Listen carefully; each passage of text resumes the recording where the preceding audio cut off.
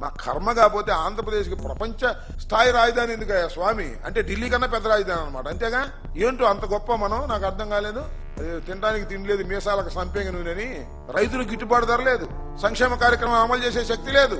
రాజధాని సింగపూర్ లాంటి రాజధాని, యూకే లాంటి రాజధాని, లండన్ లాంటి రాజధాని, ఎందుకండి మనకి నెత్తినేసి కొట్టుకోనా? నాకు అర్థం కాలేదు. ఏం చేసుకుంటాం? లండన్ లాంటి రాజధాని, సింగపూర్ లాంటి రాజధాని. ఇవాళ ఆయన లండన్ లాంటి నగరం అవసరమా, సింగపూర్ లాంటి నగరం అవసరమా అంటున్నారు.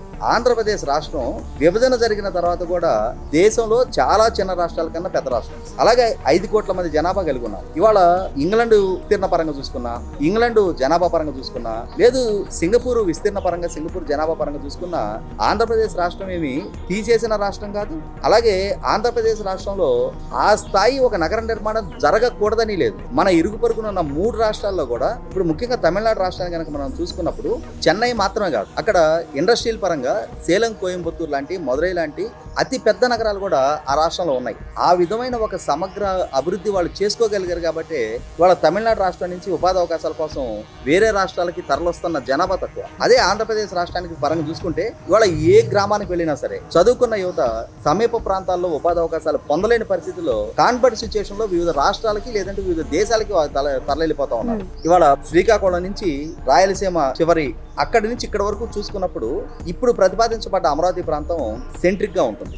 అలాగే main rail connectivity, airport connectivity, Machilipatnam రాబోతున్న port connectivity, national highway connectivity, వీటికి తోడు విజయవాడ, గుంటూరు లాంటి నగరాలు ఉన్నాయి. కృష్ణానది లాంటి పుష్కలమైన నీటి సౌకర్యం అందుబాటులో ఉంది. రాబోయే తరాలైనా సరే తమ బిడ్డలకి ఉపాధి అవకాశాలు రాష్ట్రంలోనే పొందడానికి అవకాశం ఉంటుంది. చదువుకోవాలి అనుకుంటున్న తమ బిడ్డలకి మెరుగైన విద్యా సంస్థలు రాష్ట్రంలోనే ఉండడానికి ఆస్కారం ఉంటుంది. రాష్ట్రానికి లండన్ కన్నా మించిన నగర నిర్మాణం జరిగినా అది రాష్ట్రానికి ప్రయోజనకారి, రాష్ట్రానికి ఉపాధి అవకాశాలు పెరగడానికి ఆస్కారం అవుద్ది, సంపద సృష్టి జరగడానికి ఆస్కారం అవుద్ది. అంతిమంగా ప్రభుత్వానికి ఆదాయ వనరులు సమకూరుతాయి. ఆ ఆదాయ వనరులను ఉపయోగించుకున్న ప్రభుత్వం వీలైనంత ఎక్కువగా ఇన్ఫ్రాస్ట్రక్చర్ పరంగా అభివృద్ధి చేయడానికి కానీ, ప్రజలకి మెరుగైన సంక్షేమాన్ని అందివ్వడంలో కానీ ఖర్చు పెడతారు.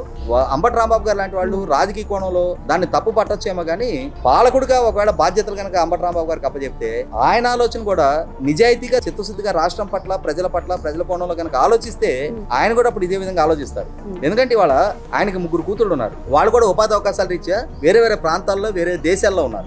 రీసెంట్ గా వాళ్ళ అమ్మాయి వివాహం జరిగింది. ఈయన వాళ్ళ అమ్మాయి ఉద్యోగం చేసుకుంటే అమెరికా వెళ్ళి అక్కడ పెళ్లి చేసి రావాల్సి వచ్చింది. ఒక తండ్రిగా నా ఇంటి దగ్గర నా వాకిట్లో నా బిడ్డ పెళ్లి జరగాలనే ఆలోచన, కోరిక ఆయన కూడా ఉంటుంది. కానీ ఇవాళ ఇప్పుడు ట్రంప్ గారు ఈ వీసాలు ఇవన్నీ సంక్షోభ పరిస్థితులు సృష్టించిన నేపథ్యంలో ఇక్కడ కన్నా అక్కడే బెటర్ అనుకొని అక్కడ పెళ్లి చేసి రావాల్సిన పరిస్థితులు చూస్తే ఆయనకే అర్థమవుతుంది.